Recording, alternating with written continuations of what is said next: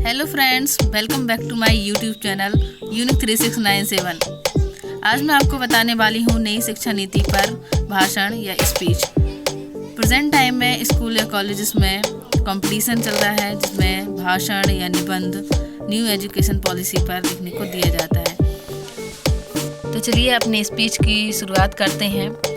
मंदिर में जाकर भगवान नहीं मिलता, मंदिर में जाकर भगवान नहीं मिलता, बिना परिश्रम के ज्ञान नहीं मिलता।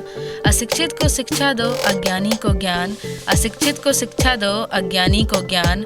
शिक्षा से ही बन सकता है भारत देश महान, शिक्षा से ही बन सकता है भारत देश महान।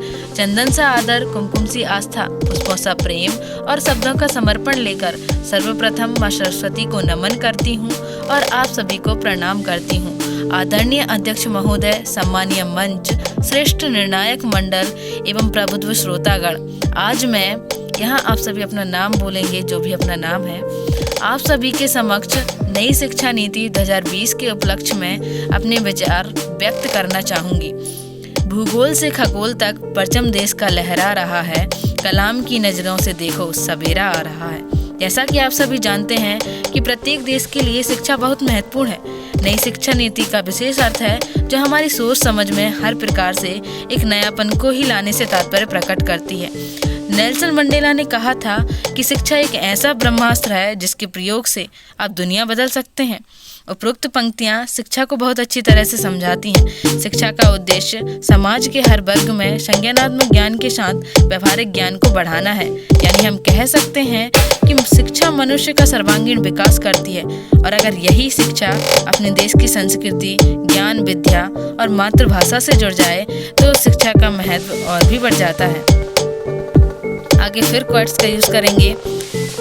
ये हम क्वेट्स का यूज़ क्यों कर रहे हैं? इसलिए क्योंकि ये जो हमारा भाषण है उसका इफेक्ट बढ़ जाए और भाषण अच्छा लगे। ठीक है, तो यूज़ करेंगे। जहाँ भी जली शिक्षा की चिंगारी, नकारात्मकता वहाँ से हारी। जिस समाज में हो शिक्षित नर नारी, सफलता समृद्धि बने खुद उनकी पुजारी। कार्य में उस कार्य से संबंधित सभी गुणों का समावेश होता है तो उसे उस कार्य की गुणवत्ता के रूप में देखा व समझा जा सकता है, और यही पहलू शिक्षा में भी होता है। हम शिक्षा में गुणवत्ता की बात करते हैं तो हम ऐसी शिक्षा को गुणवत्तापूर्ण मानेंगे जो छात्रों को उस शिक्षा का लाभ पहुंचाए। मेरा कहने का अर्थ ये है कि सिर्फ डिग्री लेने वाली शिक्षा के बजाय रचनात्मकता, तार्किकता, तकनीकी और रोजगार परक शिक्षा भी हो जो विद्यार्थी को सफल बनाए। शिक्षा के साथ है खेल व योग भी शामिल हो जाता है। वो कहते हैं ना कि तहजीब भी जरूरी है तालीम के साथ, तहजीब भी जरूरी है तालीम के साथ। केवल किताबें पढ़ लेने से जीने का सलीका नहीं आता, केवल किताबें पढ़ लेने से जीने का सलीका नहीं आता। शिक्षा नीति का महत्व तब और भी बढ़ जाता है जब नई शिक्षा नीति 2020 को पूरी तरह से भारत केंद्रित शिक्षा बनाया गया। इसमें मातृभाषा, स्थानीय भाषा पर जोर दिया गया और विषयों का चयन विद्यार्थियों पर छोड़ दिया। नई शिक्षा नीति की महत्वपूर्ण बात यह है कि इसमें मानव विकास संसाधन मंत्रालय का नाम बदलकर शिक्षा मंत्रालय कर दिया गया। नई शिक्षा नीति 2020 में सर्वप्रथम उद्देश्य स्कूल शिक्षा के सभी स्तरों पर सबकी एक समान पहुंच सुनिश्चित करना तथा स्कूल छोड़ चुके 2 करोड़ बच्चों को फिर से मुख्य धारा में शामिल करने के लिए नवीन शिक्षा केंद्रों की स्थापना की जाएगी। व्यावसायिक पाठ्यक्रम शामिल किया जाएगा। इसके साथ ही गैर शैक्षणिक गतिविधियां, खेल व योग पर भी बल दिया जाएगा। तो नई शिक्षा नीति का उद्देश्य शिक्षा के जरिए युवा पीढ़ी को मजबूत बनाना है। शिक्षा एकमात्र ऐसा साधन है जिससे किसी भी व्यक्ति, समाज व राष्ट्र को ताकतवर बनाया जा सकता है, और जब वह शिक्षा अपनी जड़ों से या अपनी संस्कृति से जुड़ी हो तो वह चहुमुखी विकास करती है, रोजगार के नए अवसर प्रदान करती है। यह शिक्षा नीति भारत की प्रतिभाओं को निखारने व तराशने का काम करेगी। भारत की यह व्यवस्था भविष्य में मील का पत्थर साबित होगी। अंत में अपनी वाणी को विराम देते हुए 4 लाइनों के साथ अपना स्थान ग्रहण करना चाहूँगी।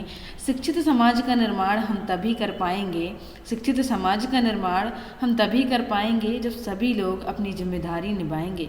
न सरकार मेरी है, न ये रब मेरा है, और ना ही ये बड़ा सा नाम मेरा है। न सरकार मेरी है, न रब मेरा है, और ना ही ये बड़ा सा नाम मेरा है। बस इतनी सी बात पर गुरूर है मुझे, मैं भारत की बेटी हूँ और ये भारत मेरा है। धन्यवाद।